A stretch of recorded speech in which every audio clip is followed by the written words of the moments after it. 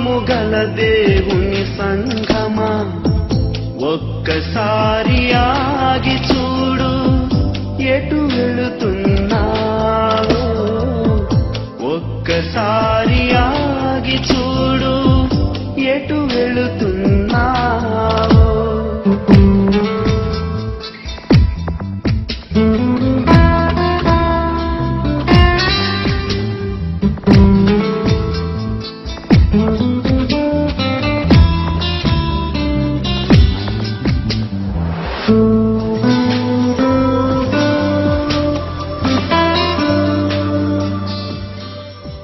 Bible గ్రంథములో నుంచి ఆసా అనే ఒక రాజు గురించి మనం ఈ ఆసా యెహూదుల 6వ రాజు ఈ ఆసా ఉన్నాడు.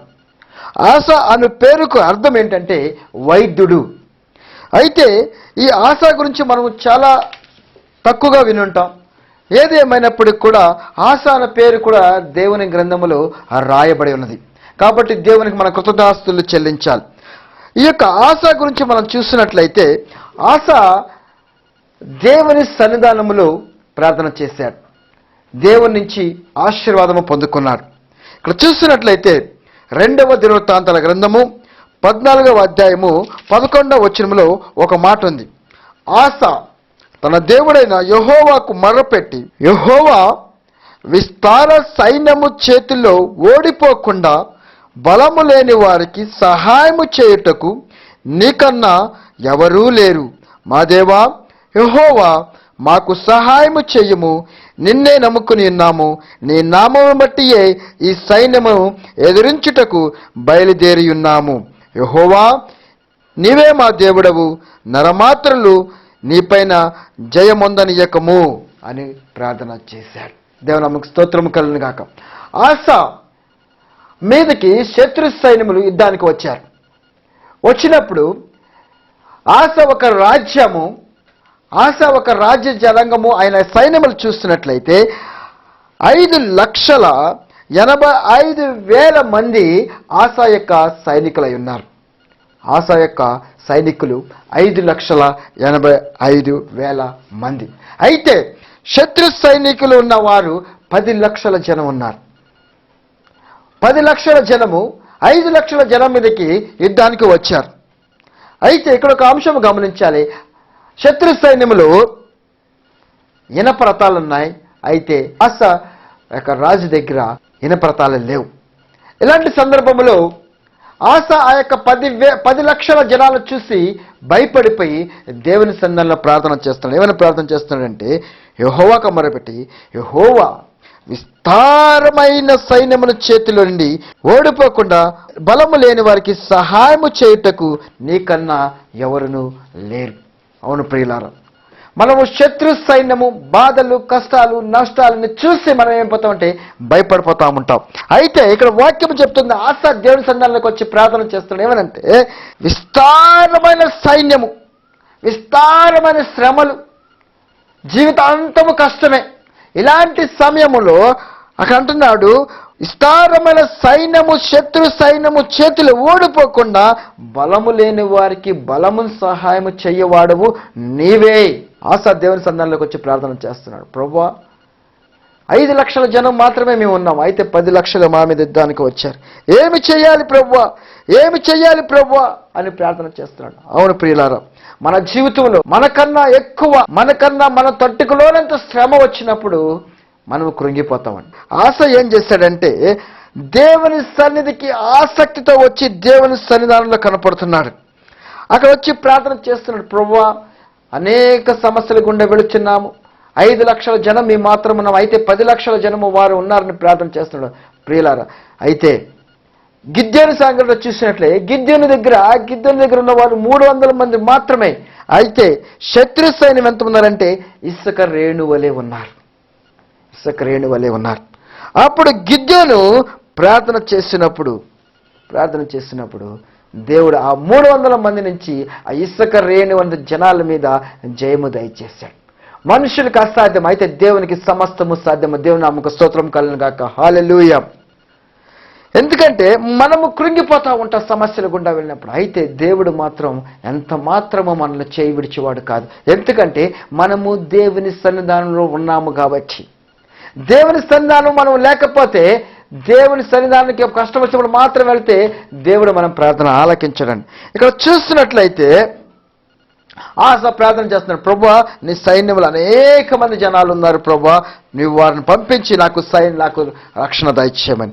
అయితే ఆశ ఆ యొక్క శత్రు సైన్యాన్ని జయించడానికి 5 కారణాలు మనం చూస్తున్నామండి. మొట్టమొదటిగా ఇక్కడ చూస్తున్నట్టయితే ఆశ దేవునిని వెతికాడంటే, మొట్టమొదటిగా ఆశ ఏం చేశాడంటే దేవుని వెతికాడు. అక్కడ చూసినట్లయితే రెండవ దినవృత్తాంతాల గ్రంథము 14-11 వచనంలో ఒక మాట ఉంది. ఏమనంటే, యెహోవా నీవే మా దేవుడవు, నరమాత్రులపై నీ పైన జయించనీయకము. దేవుణ్ణి వెతికాడండి. ఆశ ఏం చేశాడంటే దేవుణ్ణి వెతికాడు. ఆశ జయించడానికి కారణము దేవుని వెతికాడు. సమస్యలు రాగానే ఆశ పక్క రాజు దగ్గరికి వెళ్ళిపోయి సహాయం అడగలేదని. ఆశ పక్క దేశానికి వెళ్ళిపోయి, అయ్యా రాజా నా మీదకి 10 లక్షల జనం వచ్చారు, నేను 5 లక్షలు ఉన్నాము, మీరు వచ్చి మాకు సహాయం చేయమని అడగలేదు. దేవుని నామముకు స్తోత్రం కలుగును గాక, హల్లెలూయా. అడగకుండా ఏం చేస్తున్నాడంటే దేవుని సన్నిధానములో ప్రార్థన చేస్తున్నాడు. నరమాత్రులు మా ప్రభు, ఎంతకు పనికిరాని వాళ్ళం ప్రభు, అయినప్పుడు కూడా మా మీదకి యుద్ధ సైన్యం వచ్చింది, నేనేమి చెయ్యాలి, నాకు సహాయం దయచే ప్రభు అని ప్రార్థన చేస్తున్నాడు.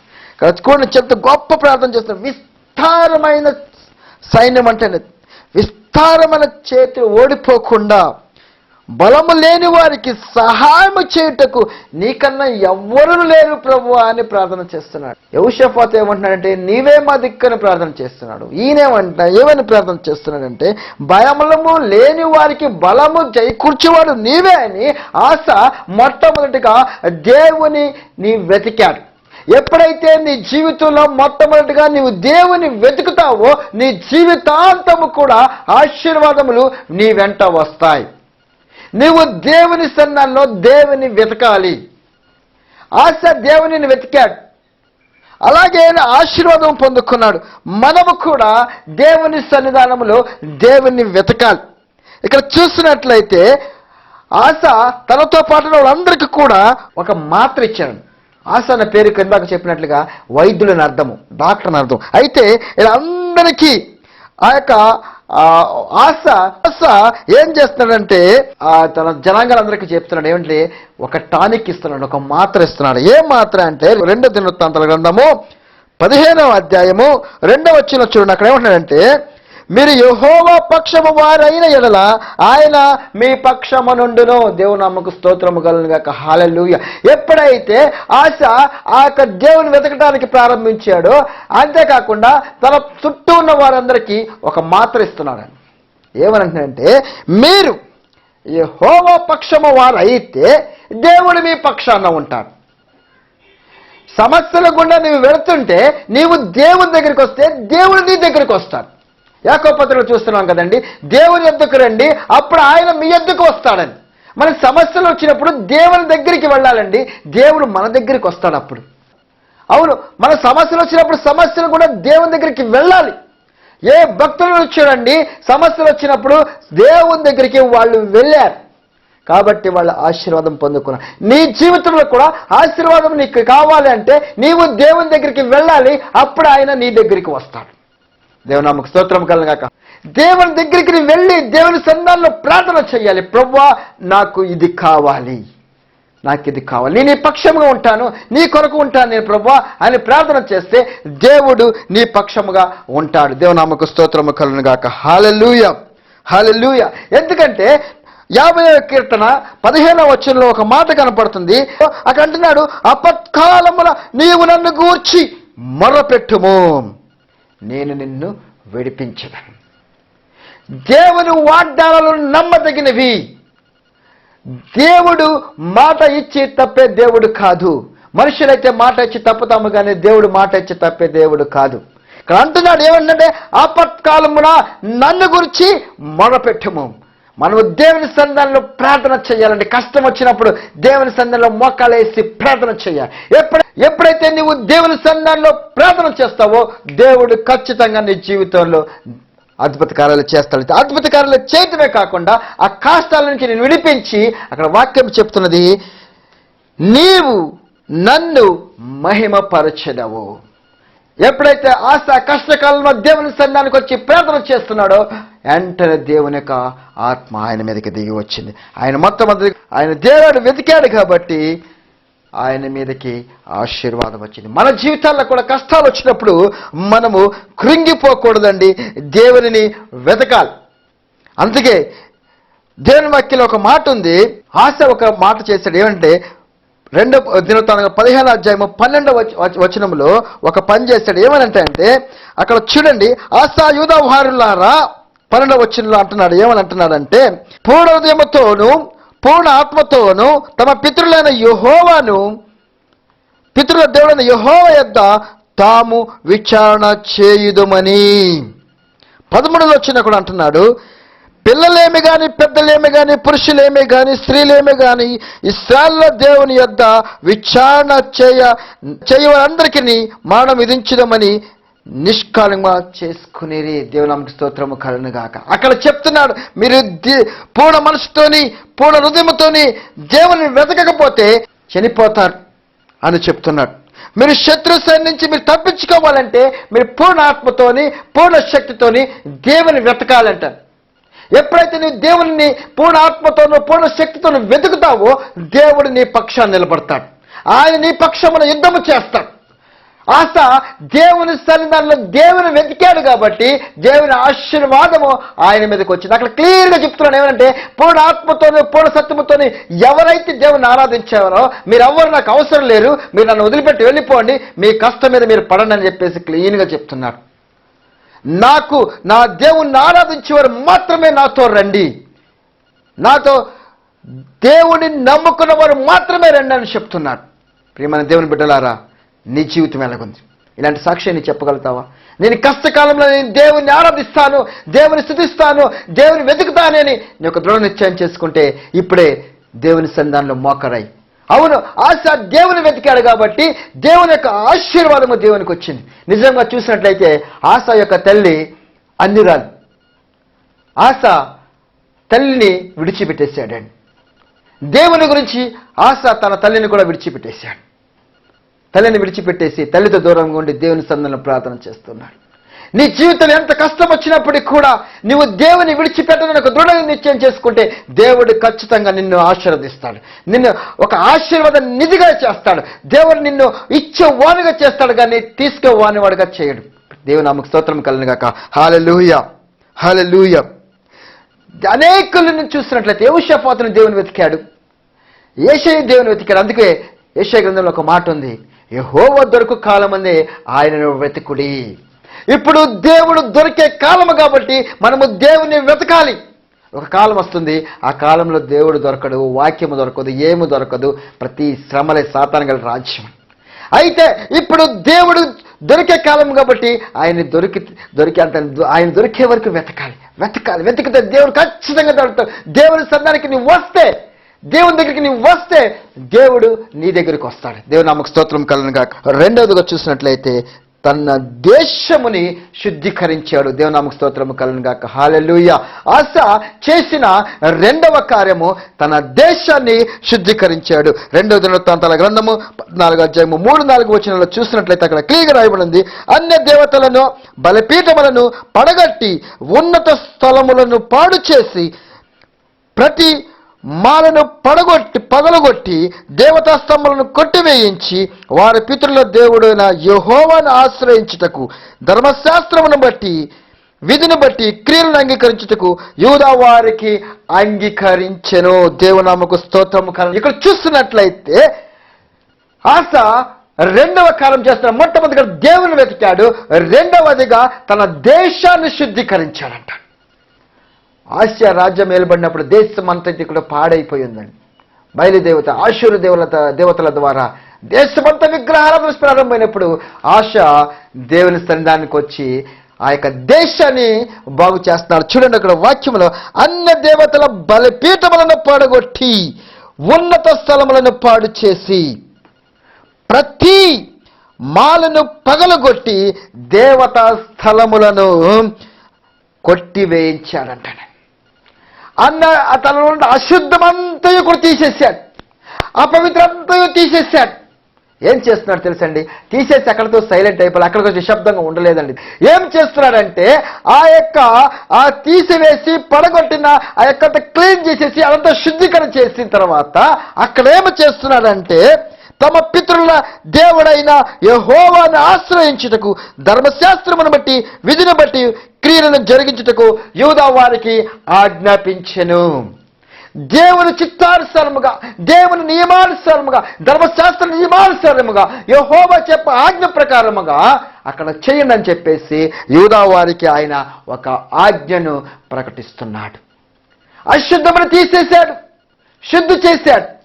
మన జీవితంలో కూడా మనం దేవుని వెతకటం ఒకటే సరిపోదండి. మన పాత జీవితాన్ని, మనం పాత రోత బ్రతుకుని మనం మార్చుకోవాలని. ఎప్పుడైతే దేవుని సన్నిధానానికి వచ్చి మారు మనసుతో దేవుని శక్తిని ఆశ్రయిస్తావో, నీ హృదయం ఎప్పుడైతే దేవునికి ఇస్తావో నీ హృదయంలో ఉన్న కల్మషం అంతయు కూడా తీసివేయి, నీ కుటుంబంలో ఉన్న అశుద్ధతను తీసేయ. ఎప్పుడైతే నువ్వు దేవుని సన్నిధానంలో ఉంటావో నీ హృదయం శుద్ధింపబడాలి. నీ హృదయం ఎప్పుడైతే శుద్ధింపబడతాడో అప్పుడు దేవుడు నీ దగ్గరికి వస్తాడు. అపవిత్రమైన ఏదైనా సరే, డాగైనా, కళంకమైన ఏదైనా కూడా, మడత అయినా కూడా నీ జీవితంలో ఉండకూడదు.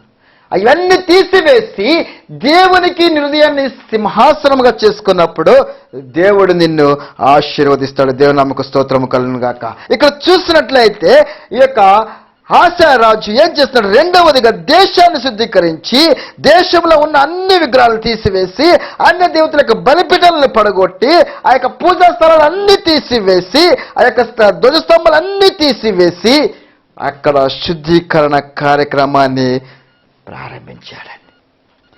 ఎప్పుడైతే ఆ యొక్క కార్యక్రమాన్ని ప్రారంభించాడో దేవుడు అద్భుత రీతిగా ఆశాని ఆశీర్వదించడానికి ప్రారంభించాడండి.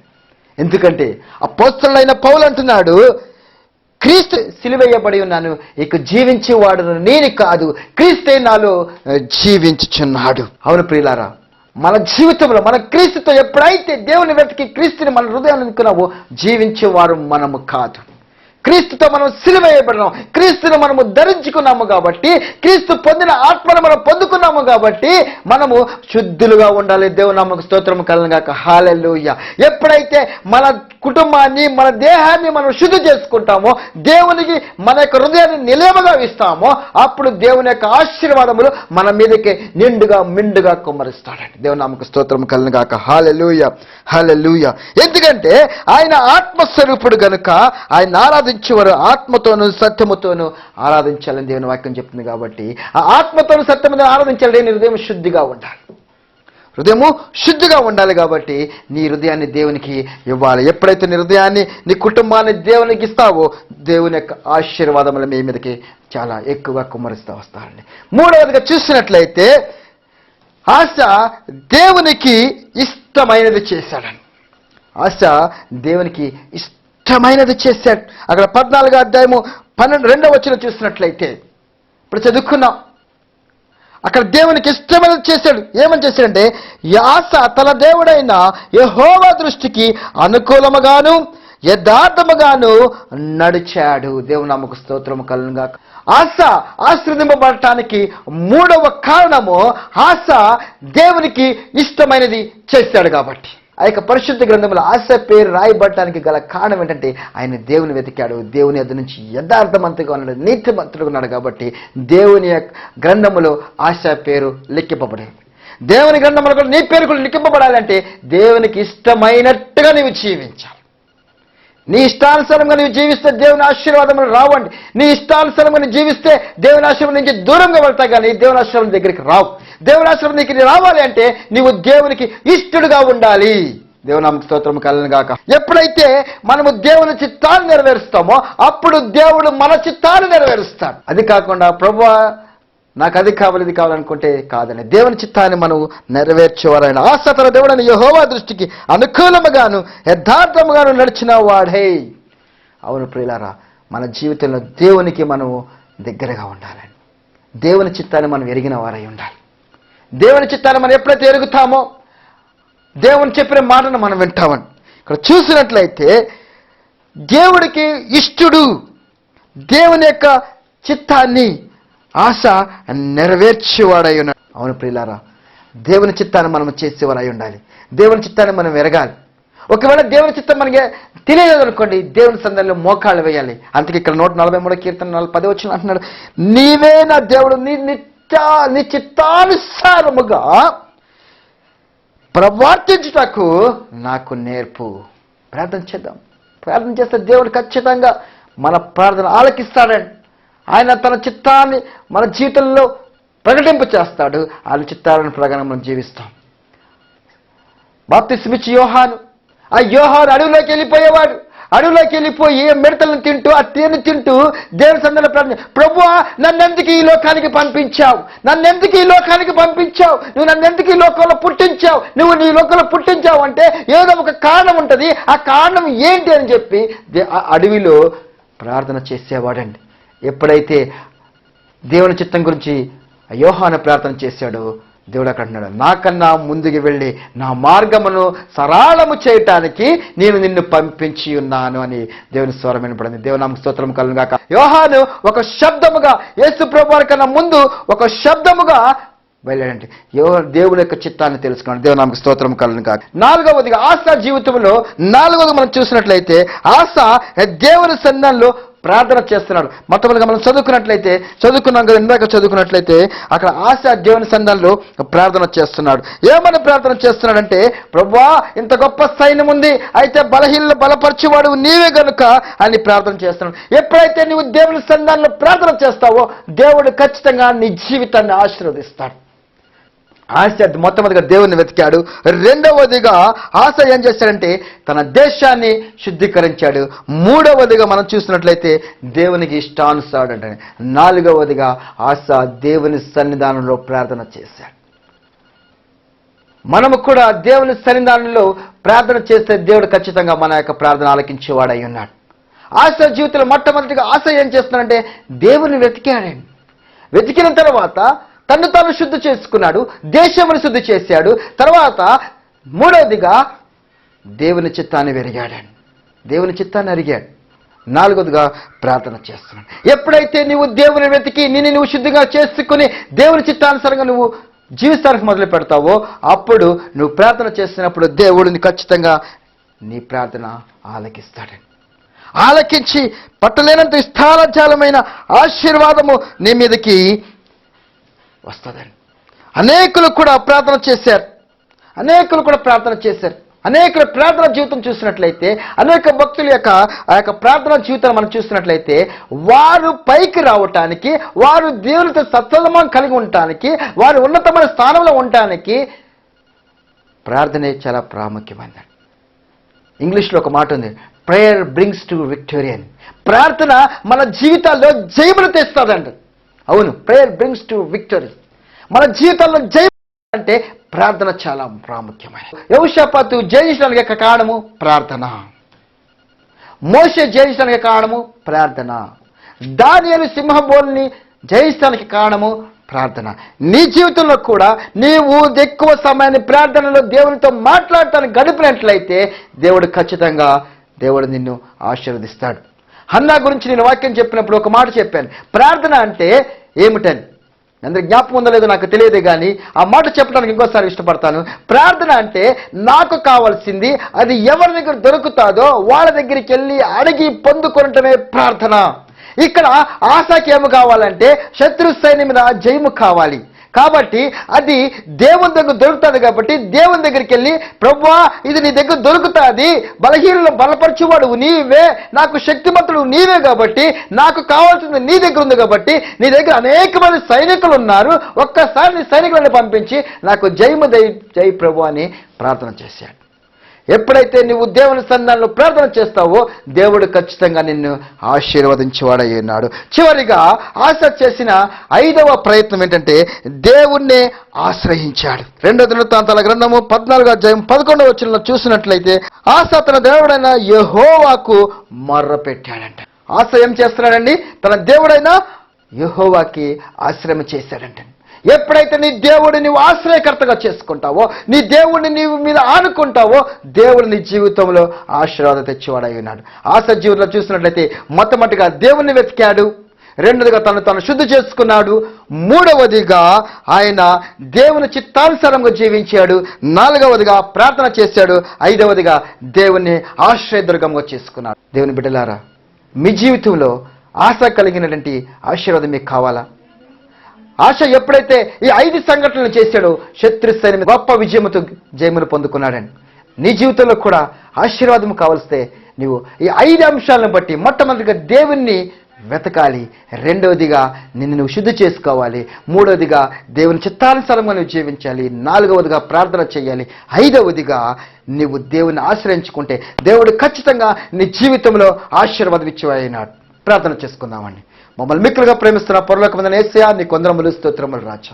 మీరు మమ్మల్ని ఎంతగానో ప్రేమించి ఈ జీవము గల దేవుని స్వరం అనే వాక్యము ద్వారా నాయన ప్రభా, యుద్ధము యెహోవాదే అనే అంశము ద్వారా నాయన ప్రభా మాతో మా అందరితో మాట్లాడడానికి స్తోత్రములు వందనములు నాయన ప్రభా. వాక్యమన్న బిడ్డలందరూ ఆశీర్వదించండి.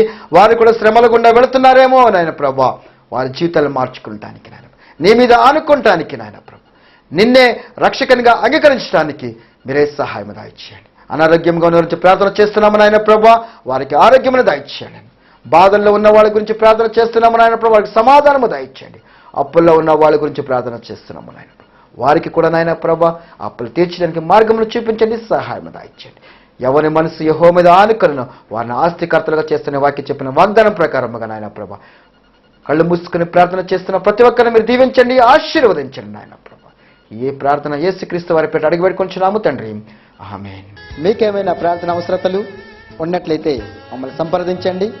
మా address church of the living God ministries, near Satya gardens, Ram Kishore colony, Sindhanur, Raichur district. మా ఫోన్ నంబర్ 9741200143. మా యొక్క ఈమెయిల్ అడ్రస్ pushparaju477@gmail.com. మా యొక్క ఆరాధన సమయము ప్రతి ఆదివారము ఉదయం 10:30 నుండి మధ్యాహ్నం 1:30 వరకు జరిగింపబడును. ఆసక్తి కలిగిన వారు అద్భుతమైన ఆరాధనలో మీరు పాల్గొని దైవాశీర్వాదములను పొందుకోవాలని ప్రేమతో మిమ్మల్ని ఆహ్వానిస్తున్నాం. దేవుడు మిమ్మల్ని దీవించి ఆశీర్వదించునుగాక. తిరిగి మరలా మనము మీ అందరం కలుసుకునేంత వరకు కూడా దేవుని యొక్క కృప, శాంతి, భద్రత మనందరికీ తోడై ఉండి నడిపించునుగాక. ఆమేన్.